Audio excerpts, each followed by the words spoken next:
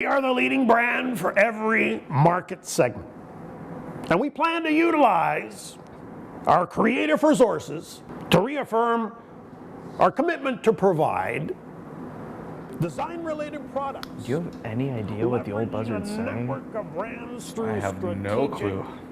Even though there may be periods of market disruption, our award-winning flagship brand will continue to be the fastest-growing leading brand across the entire spectrum, customer propositions, and accelerate our industry-leading growth. Should you as a leader focus on your technical strengths, or should you focus more on your interpersonal capability?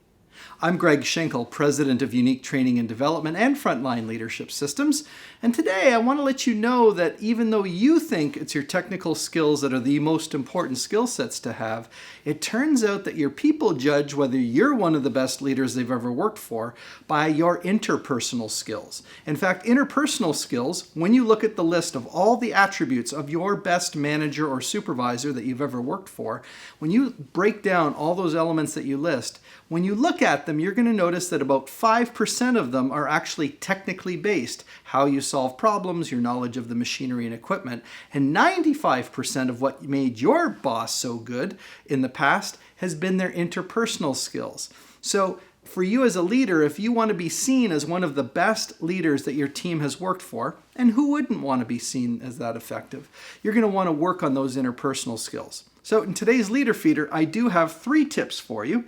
The first tip is on the interpersonal side is to tell the truth and keep your team informed. It's a very basic thing, but telling the truth is important as a leader. You might say, well, I can't tell them everything, and that's true. There are some things that are confidential, but you want to be seen by your team as someone who speaks the truth, doesn't make excuses or dance around issues. If your team senses that you're not being completely honest with them, they're probably going to give up any trust in you, and when you go to ask them for their commitment, they're going to dial it back just in case you've been leading them astray. And keeping them informed is important. Again, any information that you're allowed to share with your team, you need to share it with them so that they get a sense of what's happening in the organization, in the department, or even in other departments or with customers. The second tip is to empower them and give your team the glory.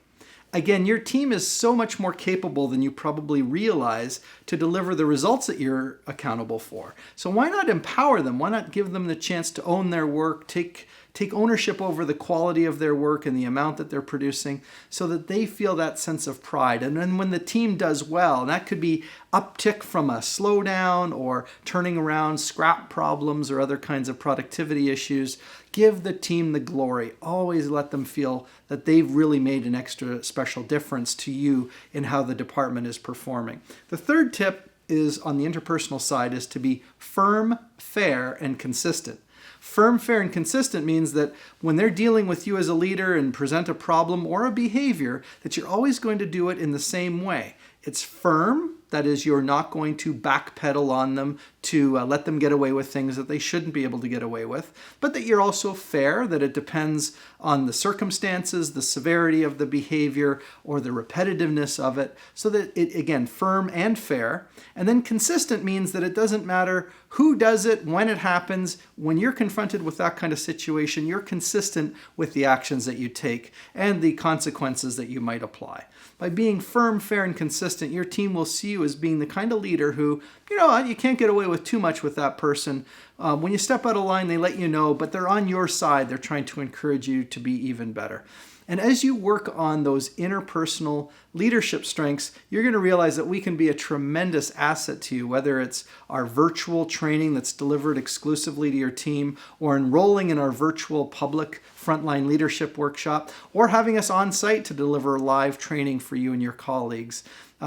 Or you might just want to access some of our resources that we have on our website. It all starts with a conversation at uniquedevelopment.com. And remember, we offer this content in video format in our weekly newsletter by the Leader Feeder newsletter, but also through a podcast on Apple Podcasts, Stitcher, and also Google Play. Just search for Leader Feeder by Frontline Leadership. Remember that we're here for you to help you on any of your leadership challenges and help you begin to be that awesome leader that your team wants you to be.